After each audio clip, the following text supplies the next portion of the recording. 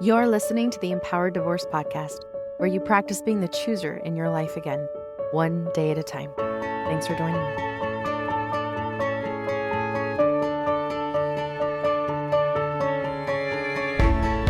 Hello, beautiful listeners. How are you feeling today? In this moment, have you thought about yourself today? Have you paid attention to your thoughts, your body, your emotions today? And if not, maybe just push pause and take a few deep breaths and tell yourself, hello. I'm not kidding. Make sure that you see yourself today. And this is a great moment to just pause and say, hello, me. I am talking about the difference today between co-parenting and parallel parenting. Last week, I did an episode on parenting with a narcissist. And I did that because I wanted to really just focus on that narcissism, what that looks like, the different types of narcissists that will show up in parenting, how they show up. And I did that because what I'm sharing today is going to tie in, and there's going to be a lot of similarities. There's going to be a lot of reasons why we parallel parent versus co-parent. Well, it's because a lot of you are dealing with that narcissistic parent, and not even like, we'll just say maybe not diagnosable, but you're definitely seeing the narcissistic tendencies and behaviors show up. So that's why I wanted to get that episode out of the way and really highlight parenting with a narcissist specifically. I did go over some of those do's and don'ts, how to stay protected and safe when you're dealing with a narcissist, because it's just a completely different monster. Yeah, there are so many different cases where your ex might have had some of these tendencies, but they really weren't exacerbated. They weren't magnified until after the separation and divorce. That's when things started to escalate. When they found out that they got caught, when they found out that they can't control you anymore by creating this false reality for you anymore, then those narcissistic tendencies and behaviors, gaslighting, the manipulation, those are going to amp up and make it really, really difficult to parent with your ex. Also, in years of working with women in these types of situations, is that we can spend a lot of time diagnosing, psychoanalyzing, and trying to figure out the other partner. And I get it. We're trying to make sense of the insensible, the confusion, right? That puzzle that doesn't make sense. We're missing some of these pieces, but we want to be really mindful of when this takes you away from yourself, from your own self-awareness, and from parenting. It it honestly doesn't matter so much which parenting style you do in any situation. It's when we don't parent because we are still parenting the other parent. It's when we unintentionally or intentionally weaponize children by putting them in the middle, where there is now a competition, right, for the child's attention, for the child's belief in your story, for the child's time. When there's a swaying children's thoughts about the other parent. And again, it can be all in, I need to protect them by telling them how horrible their parent is. This actually isn't helpful parenting. And it can often and most often does backfire. And more than anything, this creates wounds. This creates wounds in children that need healing. And that's really key. What I said there, need healing, which means they can be healed. The power is in their repair. But I want to start off today with that main message that I'm hoping you get out of the episode. And that is that you are their parent, no matter what. And no matter how much time you have or don't have, no matter if they like you right now or love you, no matter who they believe or who they don't believe, no matter if they want to live with you or not, you are their parent. And you can always parent them. It will look different. It will look different in different ages, but different isn't wrong or bad. And you can parent to the best of your ability and think and feel about your parenting whatever you want. That is in your control, thank God. The fear parts, the abandoned parts, the rejection parts that tell us that we're going to lose our children, that our children will reject us, get rid of us. You are always the parent. We want to be aware of those parts and remind, hey, I will always be their parent. You are only in charge of how you parent, how you think and feel as the role in that role of parenting. And everyone has their different ideas of what good is, right? There's a lot of trying to be the perfect parent, but they're all just thoughts. A lot of books on how to be the best parent. They're all just thoughts. Even the things that I'm sharing with you, I've told you this before, they are thoughts. They're thoughts that I'm offering. They're thoughts that feel true to me, that I've experienced, thoughts that I've learned, known, tested, tried, but they're still just thoughts. And my main goal in this podcast and the work that I do and why I named it what I named it is to empower each and every one of you to be the choosers, even around parenting. What you choose to define a good parent is yours and yours only to define. You get to parent according to your values, your perceptions, your thoughts, and your children and others, they get to think and feel what they want about all of it. When you parent and try to get others to think and feel about you a certain way or look at you as a good parent, that's actually when you stop parenting. If I want my child to believe me, love me, choose me, then I parent with this in mind because I fear them leaving me or choosing the other parent, then I don't actually parent. Maybe I don't have rules, limits, or boundaries or consequences. There are so many different situations out there. And I think sometimes with the idea of like, well, do I co-parent, parallel parent? What does this look like? We tend to even pathologize a little bit and lump people into categories. And sometimes it does more harm than good because it takes you out of your own sense of knowing and your intuition. And even in the co-parent, parallel parenting categories, human brains like to make things right, wrong, good, bad. He's wrong, I'm right. I'm the right parent, he's the wrong parent. And we just want to move out of that because that does not serve you. It is not useful. It does not empower you into choice. It doesn't help you to own your thoughts about it and doesn't give you freedom to change your mind either, right? When you limit yourself, when you're like, this is good, this is bad, and now maybe your intuition or your sense is telling you, I think I need to shift that rule or I need to move in this direction. If you've made that wrong, then there's going to be some resistance to that. And now you're not giving yourself permission to change your mind and do different or even repair. But you are their parent, and how you choose is in your control bubble. What you choose to believe in parenting is all based on your values. And if it's also based in secure attachment, then you will not parent in fear of abandonment and rejection. You will not parent making the child's experiences or their personal life choices the gauge of your parenting success or enoughness. How your child turns out does not define what you think and feel is a good mom. Divorcing due to betrayal and abuse, it's a whole different monster. And therefore, I will say that the majority of my clients who divorce are trying to co parent or being told that they need to co parent, but actually they need to parallel parent. But just remember what I said about parenting, okay? You are always their parent and you choose how you show up in parenting. That is in your control bubble. And you're the only one that gets to decide what success looks like for you as a parent. Okay. A really easy way to distinguish the difference between co-parenting and parallel parenting is the difference between low conflict and high conflict families. So low conflict families can have a better chance at success with co-parenting responsibilities, and high conflict families are going to have a better chance of parenting and meeting those children's needs in parallel parenting. Typically, when you separate or divorce, you hear about that term co parenting, and you get questions like, how are you all co parenting? Or how's the co parenting going? Or even, you need to be good co parents. You just need to be a good one. And co parenting is a relationship in of itself that takes two people to choose into.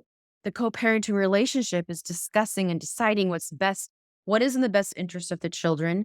This is how we're both thinking and feeling about it and how we're going to team up and do what's best for the children. There's still some relational things happening there that need to be healthy, that both co-parents need to choose into and show up for.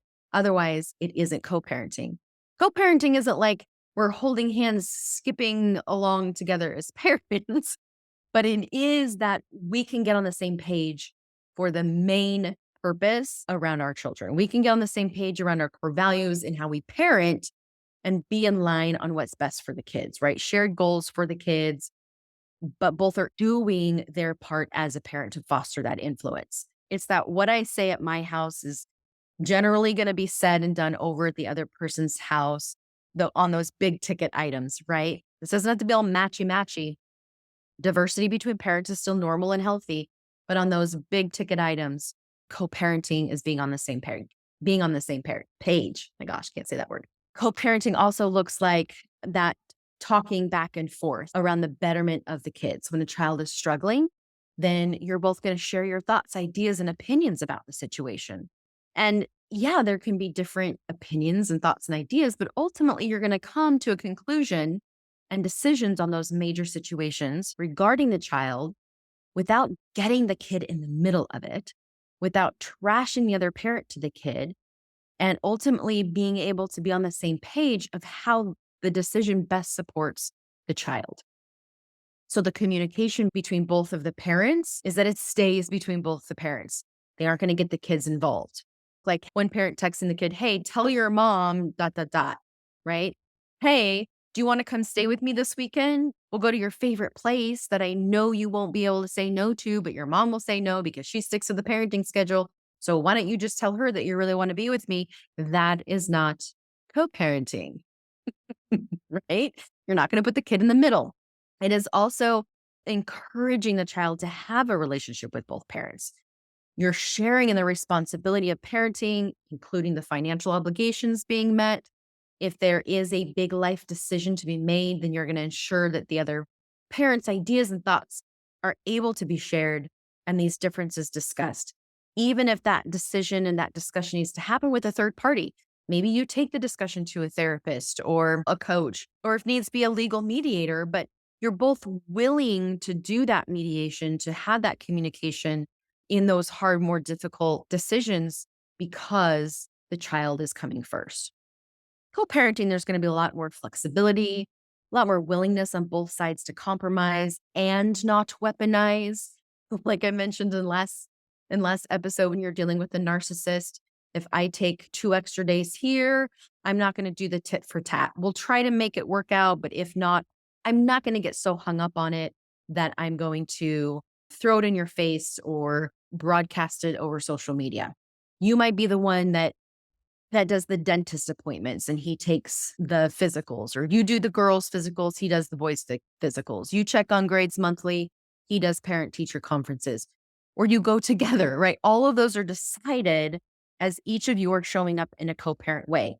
Really not terribly far off than when you were married, but the routine of the children are maintained, even in divorce, by both of you. And even though there might be a little give and take, that is going to be communicated. And there's this level of humanity that just goes along with co-parenting. Now, how many of you are grieving? Seriously, like I really want to validate that. And that's why I started with the co-parenting. This is what could be possible. And why, like I mentioned, when I watched this happen with Scott and his ex, I absolutely grieved.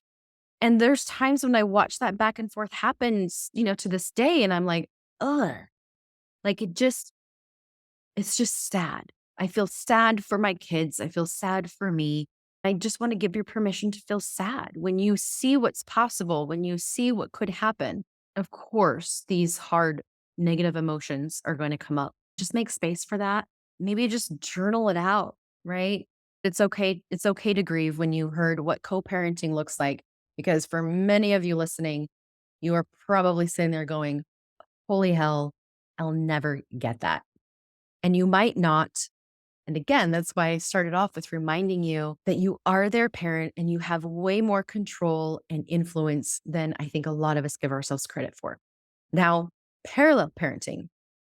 This one, again, is needed to maintain healthy for the kids because there's high conflict. That high conflict can often be due to that narcissistic parent, but either way, whether it's high conflict because there's just a few of those tendencies or behaviors, or you have a full on narcissist, you are not co parenting, you are parallel parenting.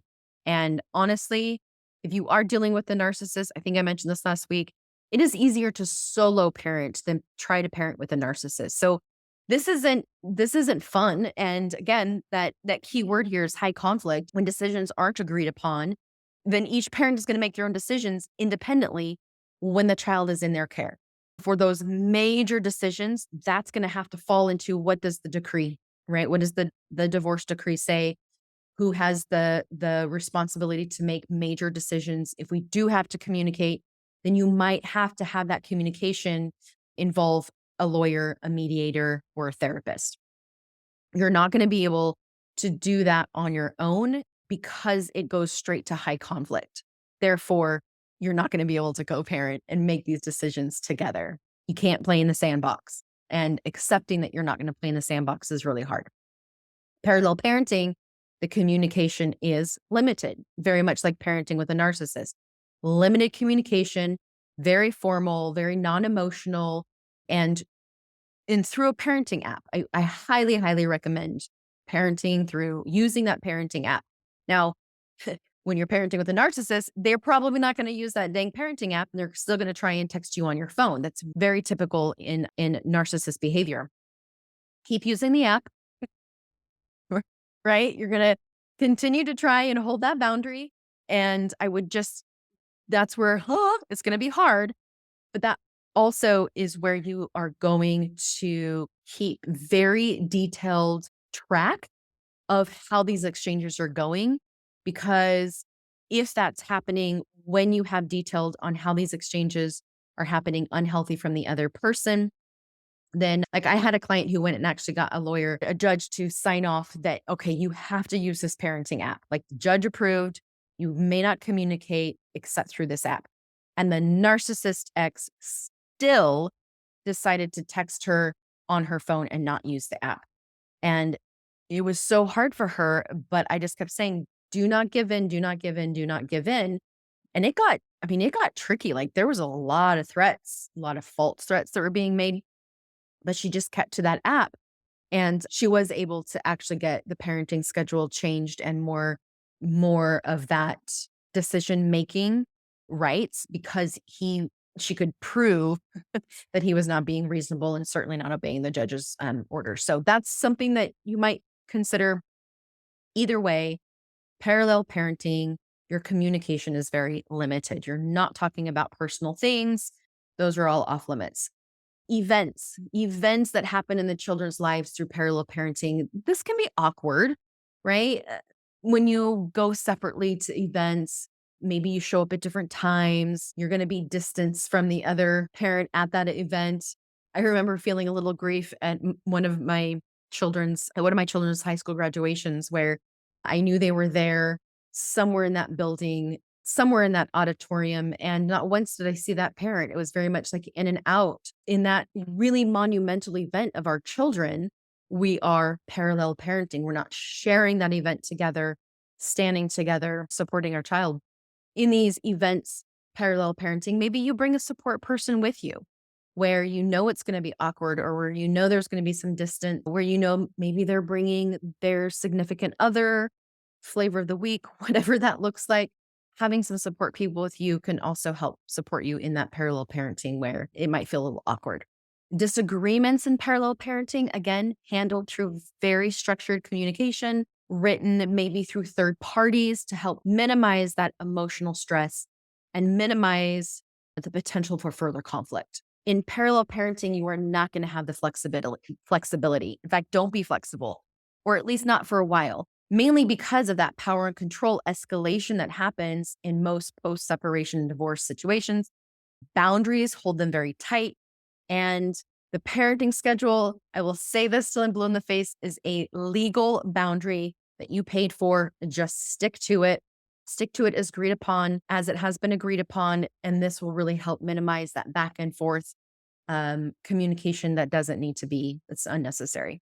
This does get tricky with olders. I will say and validate those who, I would say, can legally make up their mind on who they go with and when. Let that be theirs to control. I know it's hard, but that might be something that you need to assess. In that, when I talked about like letting your kids have more control right now when they feel very out of control, that might be one of the things that you let go of with those older kids. I would stick with the legal age. Like, what would a judge say is legal age for a child to decide? And I would just stick with that because again, that puts it in the hands of the law rather than this is my decision and I'm deciding this and controlling that. When there is a struggle with communication, when it's high conflict communication around medical appointments, school activities, and even extended families being involved in the child's life, and they're making it really high conflict.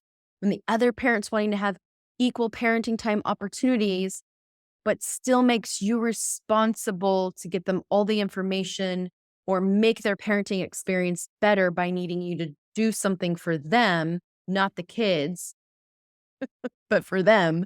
Like, I just need you to send me all of the kids' school information, the emails and updates from their teacher, as opposed to, I will sign up for my own emails and notifications from the school and their teacher because I'm capable.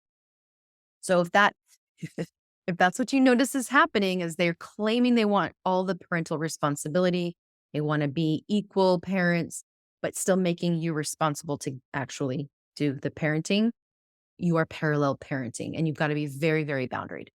I definitely overfunctioned as a mom in the marriage. I was really bought into that male patriarchy of all of that role. And I felt I had to play as a mother and a homemaker, which just was all things children I took care of and felt guilty if I had him take care of something after his long, hard day at work. Which is why, again, I don't like putting things in a box because you each have your own experiences with this. Not to say that I didn't enjoy mothering and love that role of motherhood, but it was very much I overfunctioned and that was all I did. It was all my responsibility. And I did a lot of the parenting for him. And I would say the majority of my clients also fall into that patriarch role and the role as the main parent in the child's life. And I think this can really make parenting after divorce that much harder because now we're asking to give up that role, that control, and that care. And it's not fair, especially when all of a sudden we see the other parent who was not the dominant parent in the marriage all of a sudden show up after separation or during divorce proceedings or when they're dating someone. And now they act like they are super involved and know all of the ins and outs about their kids, yet they're still asking you what their birthday is or social security number and why they don't like spaghetti. I thought you knew this. Anyways, it's like, what the hell? Now you show up. Now you seem to care. Now you're actually parenting. And I just want to validate that experience. I want to validate how infuriating that can be, especially when you are dealing with a narcissist and they are putting on that mask and they're using the kids to feed to support that mask. But here's the thing, most often, they still are not really parenting. It's that I need to look good. I need to have power and control. I need to get more time so I pay less child support. I need my new girlfriend to see how much that my kids love me and want to be with me. That is not parenting. I say all of that to validate those of you who are or have experienced this. But this is also not useful for you to try to prove or focus on or even stay victim to. Otherwise, you stop parenting. See how that works? Kind of works on both sides of the street, right? You can't make up for the other parent's lack, and you don't need to. You can't control what happens on the other side of the street, and you don't want to. And you can't even control the path that your children take in their life, and it doesn't mean anything about you. I remember people telling me things like, well, so and so got divorced, and her and her husband were able to put their feelings and differences aside with each other and just do what's best for the kids. And I'm like, well, good for them. And actually, I did that my whole marriage. Put aside my feelings and did what's best for the kids. And guess what? It wasn't best for the kids. So let's take that advice kindly and do not share it with me anymore.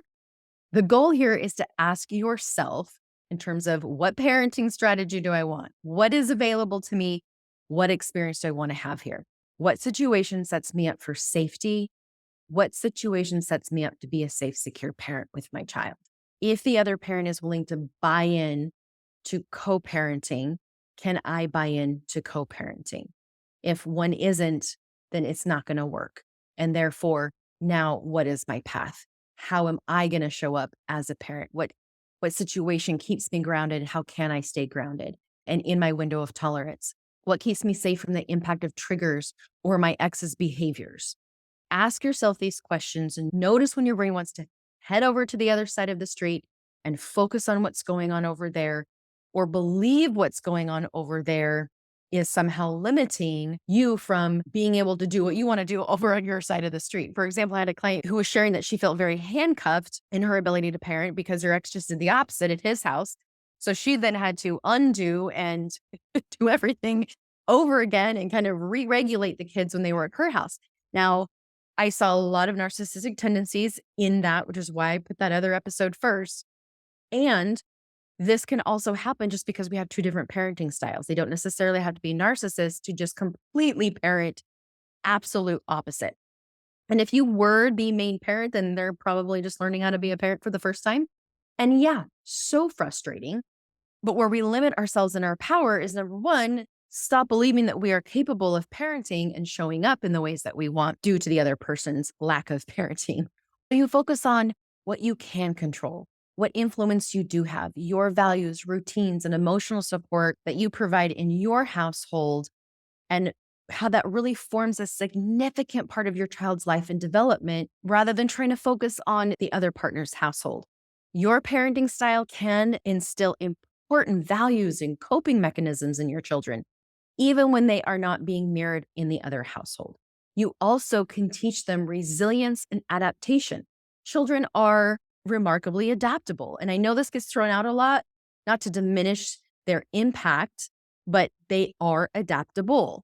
And we want to help them adapt in healthy ways rather than unhealthy ways. So we can help them learn how to navigate a different set of expectations and behaviors in different environments. And as you are steady and consistent in your space, then they learn to differentiate between the two norms in each household and then adapt accordingly. This is where it can get tricky, where it's like, well, dad doesn't make me do that over at his house. I don't have to brush my teeth before bed. Right? Rather than staying over there, it's, well, that's dad's house, dad's rules.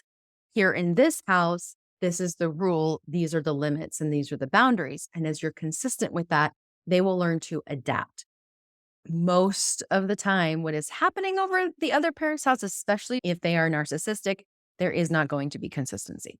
So focusing as a parent on how to empower your sphere of influence, recognizing the areas that you do have control, and then where you can make a positive impact in that area, focusing on creating that stable, loving environment in your home where your values are clear and practice. Communicate those boundaries, rules, and limits. Not only getting your own support, but helping your children have their own support. I always recommend them working with their own therapist and or coaches to help them learn those emotional regulation tools, help them learn how to adapt in different environments for their parents, and how to learn how to have healthy coping mechanisms rather than those maladaptive coping mechanisms.